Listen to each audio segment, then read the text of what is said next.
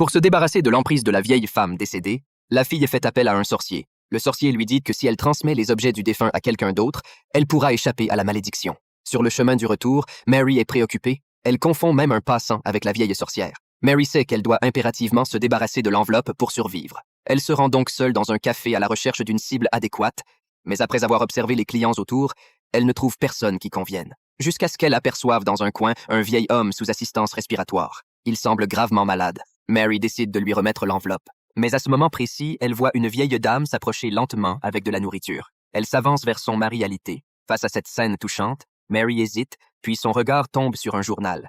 Et en repensant à la vieille femme décédée, elle a une idée soudaine. Puisque cette vieille était si malfaisante, autant lui faire goûter sa propre médecine. Mary se précipite alors au cimetière en pleine nuit. Elle ouvre le cercueil et force l'enveloppe contenant le bouton dans la main de la défunte. Une fois cela terminé, Mary et son petit ami décident de partir en voyage. Mais voilà qu'il lui annonce qu'il a retrouvé une enveloppe tombée dans sa voiture, sans savoir quand. En voyant le bouton, Mary s'effondre. En réalité, les deux enveloppes identiques ont été échangées le jour de l'accident. Mary regarde cette scène, sous le choc, et en reculant, elle chute accidentellement sur les rails.